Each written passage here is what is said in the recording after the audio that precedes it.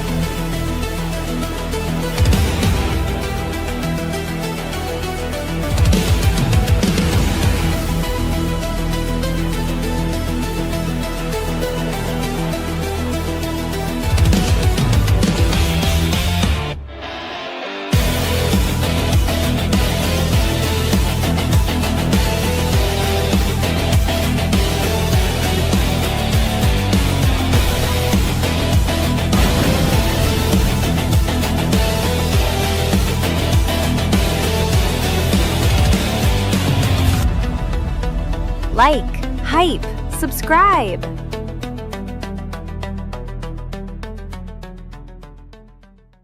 Welcome, my friends, to another episode of Facts Me TV. Here we are, Tuesday, July 21st, 2026. As I mentioned yesterday, man, the summer, we're like halfway over. And I couldn't be happier. I am a fall guy. Wait, I'm not a fall guy. I like the fall. How about that? Don't need to be a patsy, as they say. But guys, got a bang-up show today. A lot of it Candace Owens oriented. A lot of it ballistics oriented. But it all stems from Candace Owens. We're going to be breaking down the 6 obvious and major lies from her episode yesterday. We're also going to be taking a deep look at when she thinks she has an expert. But you know, an expert on apples doesn't know jack about oranges, right? And we're going to talk about that. You'll get what I mean when we get there. Also, I am going to start out this episode with a literal bang. But before I do that, at the end of this episode, I'm going to introduce something I've been keeping my eye on. And I want you guys to be curious about it. Because it all stems back. It all stems back to the 2 reports that I did last week. And I think, as we all know, Candace Owens is fully aware of who Facts Me is. She goes out of her way to make sure her fans don't, right? And, you know, last week I did a couple reports on the NCRI report.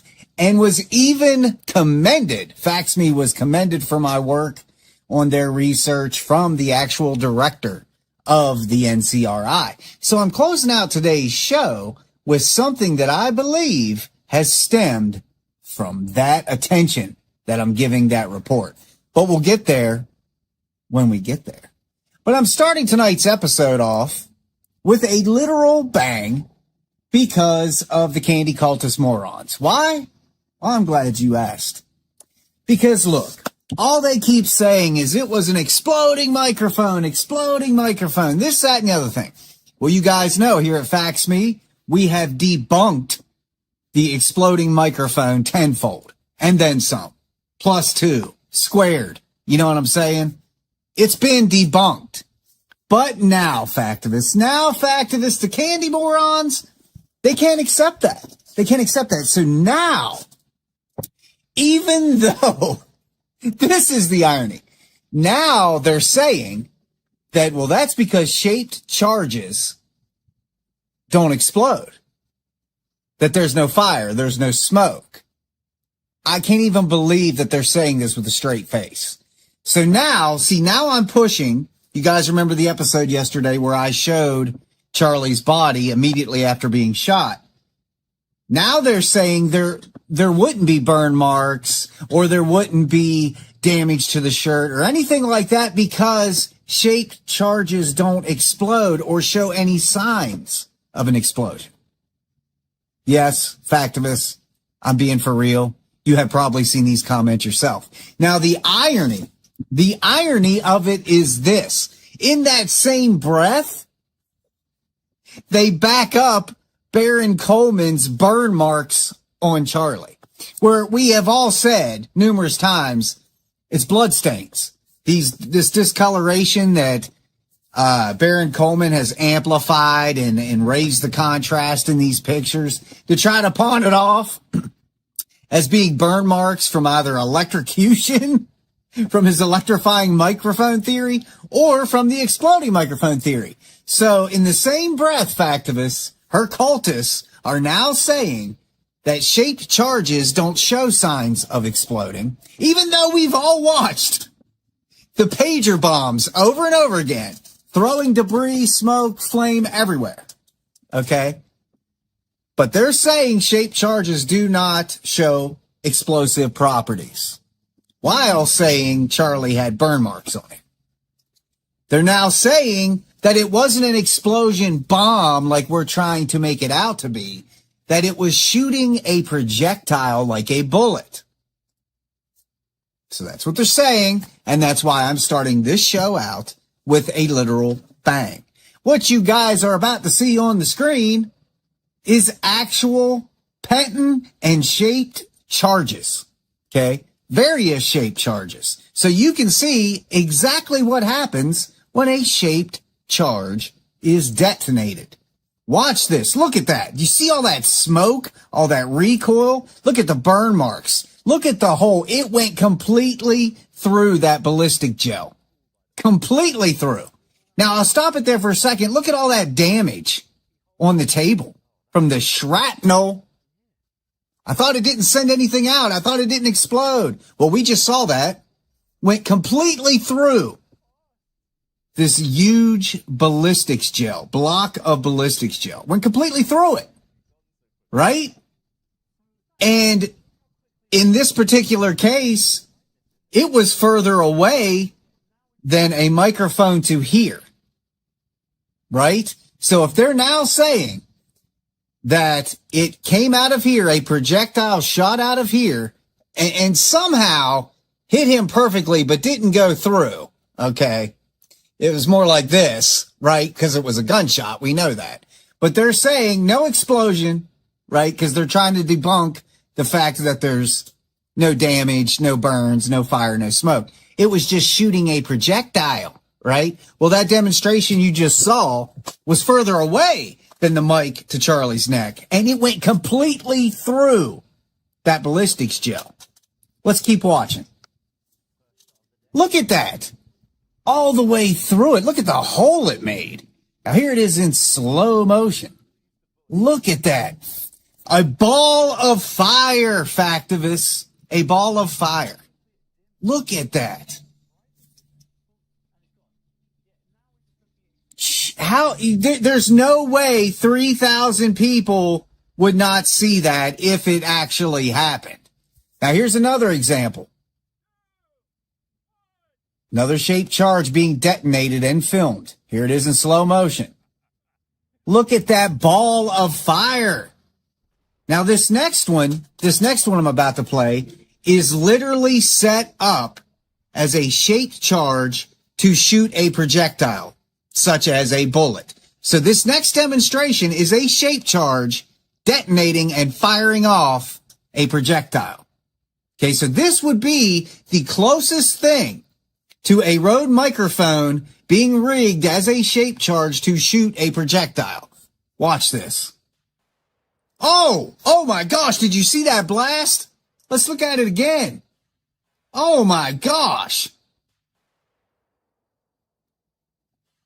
Oh. Look at that, Factivus. Look at that. Every single one of those shaped charges I just showed you showed fire, smoke, and explosion and debris.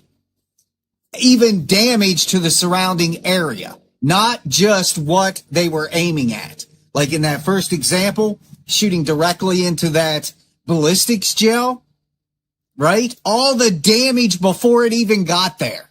You saw that. All those jagged marks in that table. shrapnel. So now the candy cultists, what do you got to say now? There is an explosion. There is smoke. There is fire. There is damage. And this stuff goes all the way through. What's your excuse now? I am so tired of it, Factimus. I am so tired of it. But I just wanted to start off with that so I can cut that little segment out and throw it on Facebook and on YouTube and say, here, now we've debunked that excuse too, because that's all they are. They're excuses. Because you see, there's a difference between an explanation and an excuse.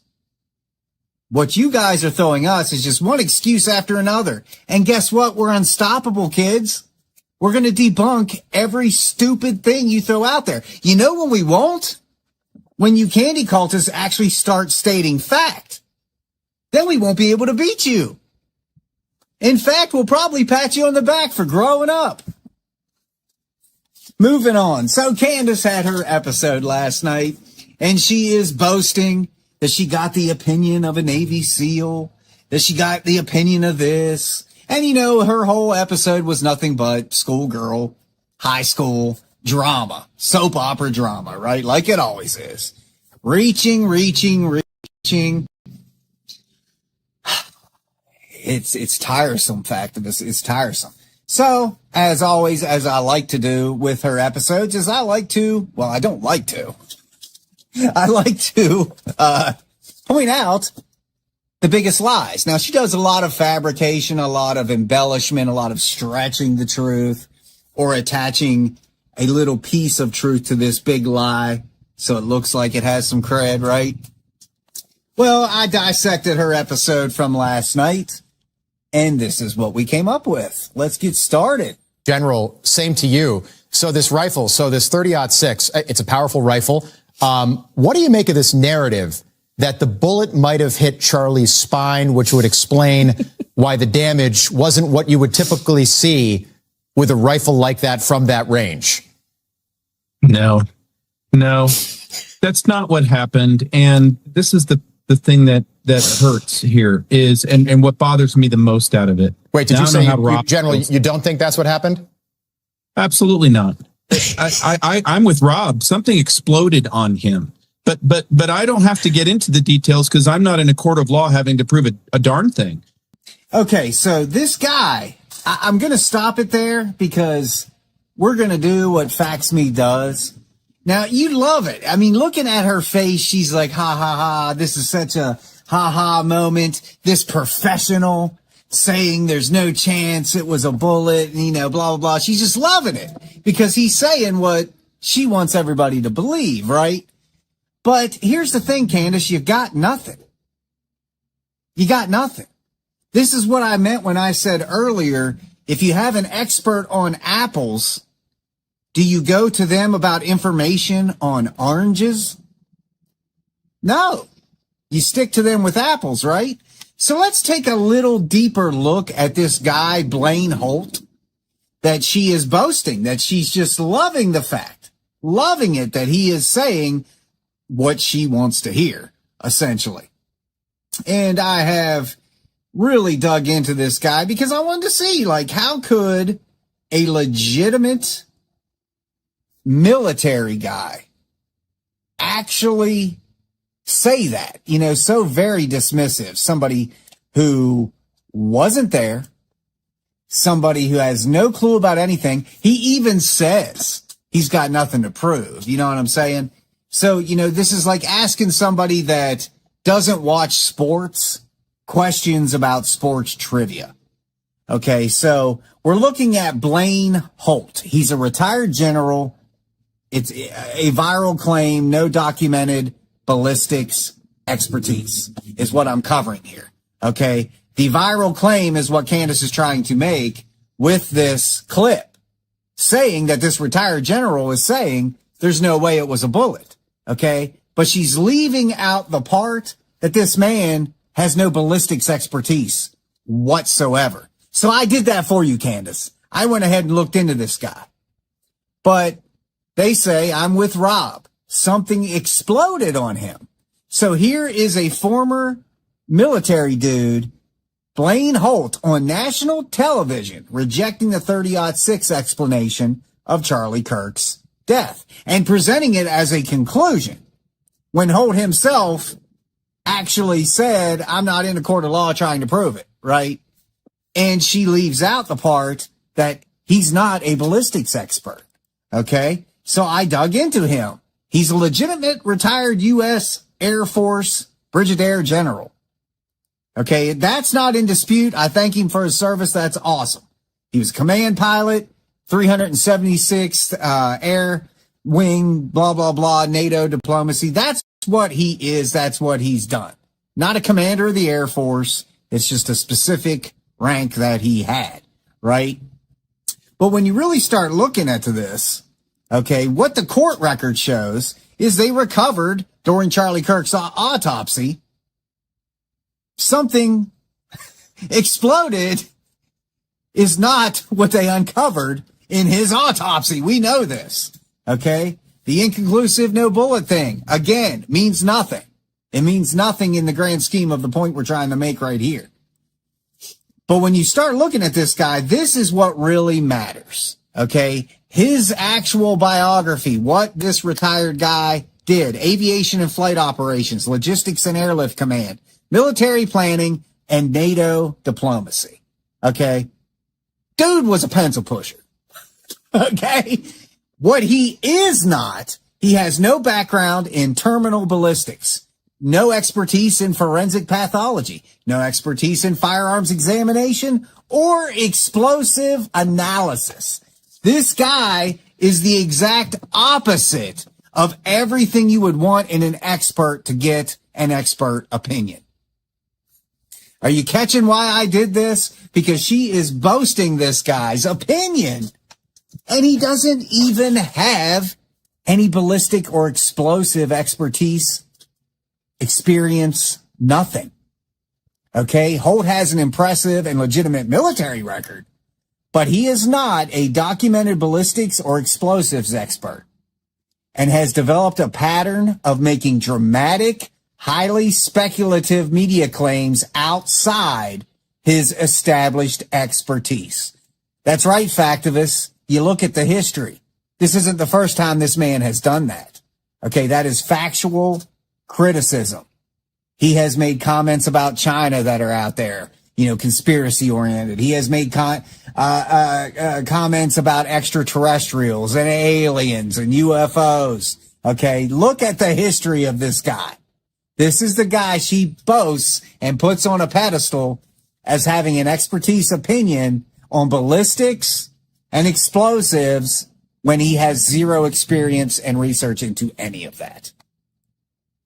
So I thought that was a good thing to point out as we continue on this charade here. Let's move on to the next thing from her show. Everyone knows you're trying to attempt this hat trick, and they don't care. They're just going to run it and go, doesn't matter. We're powerful. There's something that you can do. Bring on the grieving widow. Anyway, we are in the process right now of going back. I was telling you guys this last week and trying to remember all of the random cow manure that we were spoon-fed early on, right? It's actually quite a difficult task. I'd argue it's actually a full-time job to keep track of fed slop, but somebody's got to do it. And do you remember when we were told by Governor Cox during an official FBI press conference, a briefing on September 12th, that the assassin changed clothes on the rooftop? That's what the public was told 2 days after the assassination, after they were able to pull, review, and release the footage to the public. Take a listen. One more thing, Governor. Could you just clarify the clothing issue you mentioned earlier? Was he changing outfits? Correct. Yes. So when he's first spotted on campus, he has different clothing on, and then he changes clothing on the roof, and then changed back into that clothing at some point, so that when he was apprehended, when he was arrested, the clothing matched the clothing he had on before the shooting here at UBU. The next question, quick. I don't want to have to follow up on the BS that I just said. Now, standing to his side, obviously on the right-hand side of your screen, that's Kash Patel. I gotta say, absolutely, the amount of disdain I have towards this woman now, it is nauseating. listening to how disgusting and evil Candace Owens is. But she implies the suspect changed clothes on the rooftop. That detail was invented or never explained. Here's the truth. Prosecutors released surveillance video documenting the suspect's clothing changes as part of the confirmed timeline. It wasn't a fabricated detail. Candace is flat out lying. Flat out lying. Moving on. Let's get on to this next one. God, I can't stand listening to her. This wouldn't get the job done. What's up with this screwdriver? And as we now know, the rooftop man neither assembled or disassembled his rifle on Losey. So did something go wrong? Did they not think that part through? Did they already plant the evidence and they had to just sort of make it work after that because it had Tyler Robinson's DNA on it? And they were like, oh, I can't let that go because that's kind of one of the only things that we have tying him to this rooftop. So we're just going to say he took it out as he was changing. Forget the changing part. Of course, when these questions started coming in about how nothing that the public officials were telling us made any sense, Dan Bongino then came out and did a news hit. You know, he's the tough guy who's going to beat up Tucker Carlson. Yeah, I can beat him in a fight. Well, Dan Bongino joined Megyn Kelly. I want you to understand this is on September 15th. So we're now 5 days removed from the assassination. He's working at the FBI and has every resource at his fingertip. And here's his excuse for why nothing's making sense. Take a listen. That's another thing that people are confused about, because if Cash said that they found his, what we presume was his screwdriver on the top of the building and they found his DNA on it, leading many to believe he had disassembled the gun when he jumped off of the roof. But then it appears when you guys found it in the woods, it was assembled. So can you provide any clarity on that? Yeah, and I was a little hesitant in a media appearance this morning to go into specifics on especially the video and where the gun was. And there's a reason. Again, we only want to be transparent here. Yeah, just tell us what you suspect. Yeah, the suspect not cooperating is, the video is obviously grainy, and as folks in the video space know out there, we have a number of really excellent tools in our lab, which is, they're doing amazing work and they've been up and handling this for days now. But the video is very grainy and I want to be very clear, and I don't want to, there was, I've already seen some online show. Yeah, I can see it on the screen. You'll see it's a grainy video. Now, I've been on that roof in that corner. And when you see the camera and the distance away, it's clearly not the best. Okay, so you've heard her say it before and she just keeps repeating it, but she insinuates the screwdriver DNA evidence may have been planted to frame the suspect. But the truth is, DNA on the towel and screwdriver was independently confirmed. No tampering had been substantiated in any court filing. And there is a reason that the defense, whose entire job is to get Tyler Robinson off or a lighter sentence, isn't using anything Candace Owens is saying. Okay? There's a reason. And, with the grainy stuff, I don't know what her point was. He also said we've got the best stuff to make the video better. I'm probably using the same thing the FBI does, because I've been in film editing since 98, man. You know what I'm saying? She's so desperate, man. Digging back through all this stuff from 10 months ago, thinking everybody's just forgot about it, but we disproved it then and we're disproving it again now. You're just making our job easier. Pack it quite slowly. I don't want to give you information overload today. So I just want you to park that in the back of your mind. Because I don't know about you, but I have not abandoned my deep sense that Israel was involved in the assassination of Charlie Kirk. But that the assassination took place in Mormon territory makes it curious. Curious perhaps until tomorrow when we begin to thread some interesting connections for you. Anyway, we will be right back after a brief break. All right, you guys, our great nation turned 250 this year. We represent 2.5 centuries of possibility, growth, and some of the greatest minds in human history. But what is the next 200? Okay, the reason I included her talking about tomorrow is because that's something that is a part of every single one of her episodes. I've got this, but I'm not going to tell you about it until tomorrow. So that guarantees hundreds of thousands of people are going to pop in tomorrow, causing that algorithm to go up. It's genius in a way, but it's deceitful. But she states she has not abandoned her belief that Israel was involved in the assassination. And as we have said, it is widely reported as a baseless, unsubstantiated theory with no evidence at all. None. Like zero, Candace. Doesn't deny that there are discrepancies, but basically wants you to understand that those discrepancies are not important.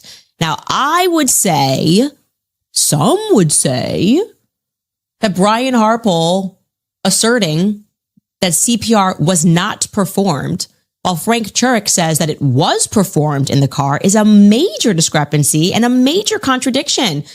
But I want you to listen to Frank Turek because he owns it and makes it clear it's not a contradiction. Take a listen.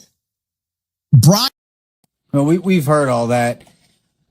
But is he calling different eyewitness CPR recollections a major contradiction? Turek's own account reconciles the timeline. CPR was only attempted in the final 30 seconds. Witness variance, we have talked about this. During chaotic emergencies like this is not evidence of lying. It's completely pointless. You're trying to make a mountain out of a molehill. At this point, who cares? He was already shot. Okay? He was already dying. What's it matter if one person says they tried CPR and one person says they didn't? In the grand scheme of things, what does that even matter? It doesn't. It's not in question for the court case. It proves nothing other than people got some information wrong. Whoop-de-doo, Candace. If I didn't know any better, it would look to me like they were getting the old gang back together, to use a phrase. But of course, I do know better. And our nation's FBI has never done anything wrong. They're honorable men. They just, can't seem to necessarily always get their stories together. By the way, speaking of gangs, and back to Ms. Jennifer Falmuina, she recently revealed in a podcast, don't tell me why she's also doing podcasts. Apparently she likes the media and cameras. She revealed that her sister was a social worker within the state of Utah. And of course, that allowed me an entry point to learn. Oh my gosh. Getting the old gang back together. She's insinuating that Utah and FBI personnel appointments prove a coordinated cover-up. Guys, we went over this. I released that yesterday of what it would take to actually cover this up, and it's ridiculous. Absolutely ridiculous.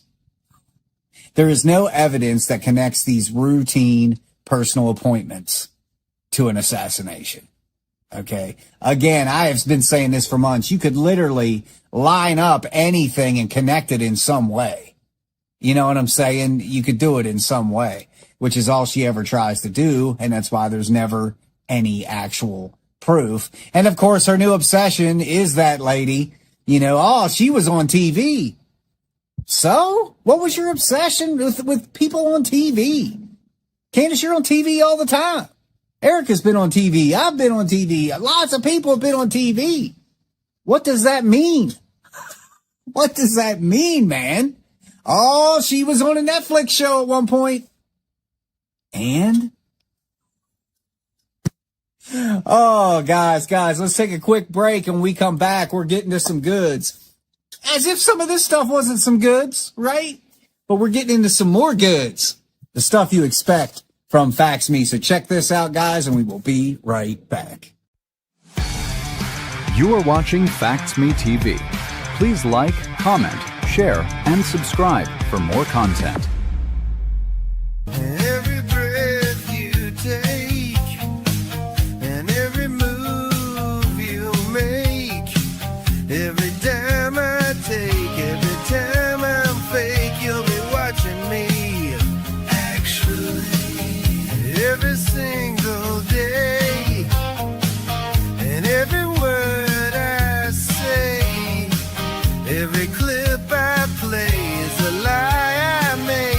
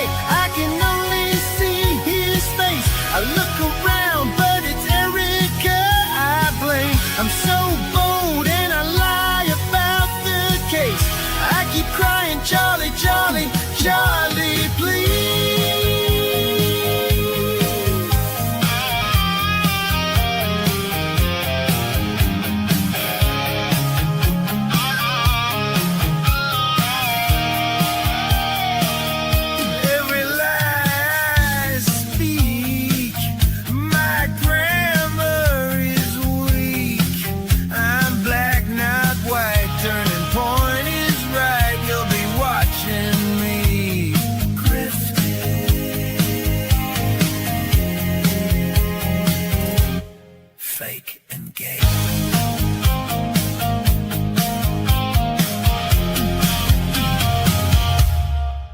Like, hype, subscribe. We are back, ladies and gentlemen, and if there's one thing I like to do, is I like to always one-up Candace Owens, which isn't really that difficult. In fact, this morning when I was getting ready for work, I kind of felt something rumbling, you know? So I went to the bathroom and one thing led to another, and there was a dump involved. And I got up and I looked down and I was like, I would rather stare at that than at Candace Owens. The latest dump I took has more credibility and more substance than Candace Owens. I just want to make that clear. But guys, she brings one expert. She's talked to Sean Ryan, former Navy SEAL. She had Homeboy on the show there saying that it was a bomb or an explosion. It wasn't a 30-06. So when Candace brings one expert that, again, as I said at the beginning of the show, has zero ballistic or explosive background at all. Okay? Why? Because real people aren't going to agree with Candace. So she brings one. FaxMe brings 10. That's right, guys. What you're seeing on the screen is I spent last night putting together yet another research paper. Right? A 30-06 to not always pass through. 10 professional quotations straight from their mouths. Folks, that's what I'm bringing you today. As you can see, there's the pictures of all these guys I'm about to talk about. And I go down the line again. Just requested if anybody wants any of my research papers. I received an email this morning. One of you guys, I didn't even recognize you from the chat, so you must just watch the show.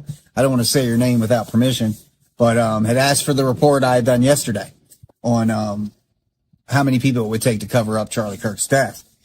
What they were using it for, I don't know, but the stuff is public. You guys can have it. But you can see, I just go right down the line of all this, and we're going to talk about it.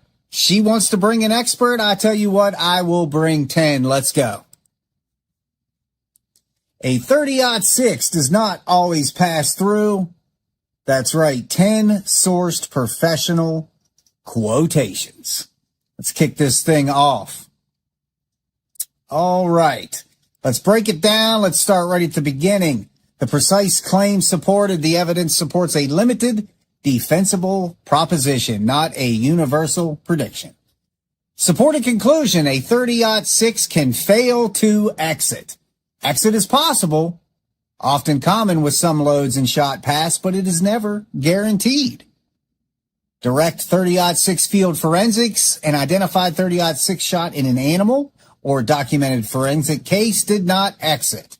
Applicable construction, the expert ties non-expert behavior to a bullet type or load used in a 30-06.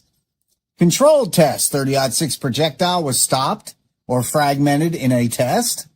And terminal ballistics principle, explaining why cartridge powder alone cannot dictate wound behavior. Let's continue on, my friends. Start going down the line of these experts. All right, here we go.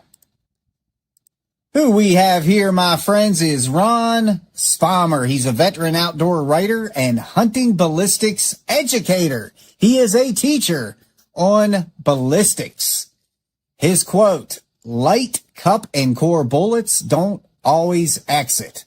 In documented context, in a cartridge comparison centered on the 30-06 Springfield, Spommer explains that light cup and core hunting bullets can expand or fragment so extensively that they remain in the animal. So that's our first guy, right? Let's move on to number 2. Who do we got here, my friends? We have got David Petzel, Field and Stream Rifles editor and U.S. Army Reserve veteran. He says going to pieces in the chest cavity and never reaching the ribs on the far side. Documented context, Petzel describes a 150 grain 30-06 bullet striking at approximately 210 pound deer at about 15 yards. Instead of passing through, the bullet broke up in the chest and did not reach the far side of the ribs. That was a shot at only 15 yards. Did not go through the deer. Moving on to our next expert. Who do we have? We have got Sam Fadala, firearms author and a veteran gun writer. He says the 180 grain SST did not exit. His documented context, Fadala reports, the result of a 30-06 Springfield shot on an antelope at 124 yards. His plain finding is that the 180 grain Hornady SST remained in the animal. So now we've got multiple distances. We've got close proximity, and then we've got longer distance. Next up, we have got Craig Boddington. He is a retired U.S. Marine Corps colonel. This is a retired Marine Corps colonel. And he says these bullets are likely to remain inside the animal rather than provide through and through penetration and exit wounds. Boddington is discussing conventional cup and core bullets. Immediately beforehand, he identifies the 180 grain Hornady interlock as his longtime 30-06 load, then explains why this construction may not produce an exit. Moving on, my friends. Here we have John Haviland, longtime rifle and ammunition writer. He says the two Barnes 150 grain triple shock X bullets stopped under the hide on its far side. His documented context, in an American Rifleman article devoted to the 30-06 Springfield, Haviland describes two 150 grain Barnes bullets that broke elk shoulder bone but were recovered beneath the far side hide rather than exiting. This is what real expert testimony looks like, Candace. Moving on, here we go. We've got a doctor in the house, a forensic pathologist and chief medical examiner, Dr. Michael Baden. He says, coming to the rest on the left side of the back. Documented context, the official House Select Committee on Assassination summary states that Remington Peters soft point bullet fired from a high-velocity 30-06 rifle struck Dr. Martin Luther King Jr., fractured bone, and came to rest in his back. Going to say that again. The official House Select Committee on Assassination summary states that the 30-06 that struck Dr. Martin Luther King Jr. fractured bone and came to rest in his back. All right, moving along, whipping right through these, my friends. Next up, got another doctor in the house. Forensic medicine researcher from Helsinki, Dr. Petteri Aurora. The full metal jacked match bullet fragmented at approximately halfway in the gelatin block. Aurora and colleagues fired 30 caliber bullets from a Tika M65 chambered in 30-06 Springfield into ballistic gelatin. CT documented retained fragments. The projectile broke apart about halfway through the block. Wow, it never happens. It never happens. A 30-06 always goes through and through. Oh, it never happens. Moving on, let's see who we got next here, guys, as we wind down my list of experts. We've got another doctor. Oh my, look at all these smart people, folks. He is a reconstructive urologist and a gunshot injury researcher. He is a gunshot injury researcher, Dr. Richard Santucci. The behavior of all bullets is unpredictable. High-velocity weapons do not reliably create massive wounds. His documented context from a peer-reviewed review of gunshot injuries, co-authored with Dr. Yang Jen Chang. It does not test the 30-06 specifically. It establishes the broader expert principle that velocity alone cannot guarantee a particular wound path or result. Moving on, we have got Colonel Martin L. Fackler, MD, U.S. Army Wound Ballistics Laboratory founder and combat surgeon. He says, The severity of the injury produced is quite variable, erratic, and highly dependent on anatomic and physiologic considerations. His documented context, Fackler's statement concerns gunshot wounds generally, not just the 30-06 alone. It directly undercuts deterministic claims based on only cartridge powder and is reproduced in an ILEETA amicus brief citing his 1996 paper. Ladies and gentlemen, we've got this next guy. His name is John Barsness. He's a veteran gun writer and rifle columnist. So we've got writers, we've got scientists, we've got doctors, we've got colonels, former military guys. He says the bullets were all stopped by the fake deer. Documented context, Barsness fired 5 cartridges, including a 30-06 at a 150-pound test target made of moist earth and wood at 100 yards. Every projectile was stopped, plainly showing 30-06 penetration is not unlimited or automatic. There you guys go. And I put these up here. Editorial note, 5 entries are direct field or forensic 30-06 cases. 2 are direct 30-06 controlled tests. 1 is a 30-06 applicable construction explanation. And 2 provide broader peer-reviewed wound ballistics principles. This was a Fax Me research document. Again, guys, if you want your hands on just that document, email me at canyouffaxme@gmail.com and I will get that out to you. Of course, after this live, it will be its own standalone video. But next, guys, I want to close out this show with a theory. That's right, ladies and gentlemen. Fax Me today is I'm taking a technique right out of the Candace Owens playbook. That's right, ladies and gentlemen. Today, I am just asking questions. But as I alluded to at the beginning of the show, and I want you guys to chew on this as much as you possibly can. Okay. You guys remember?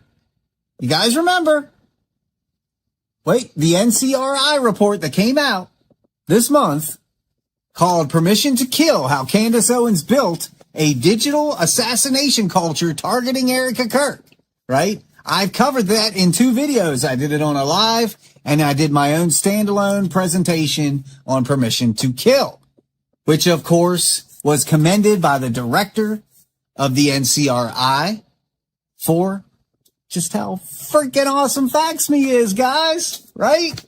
Well, it's interesting.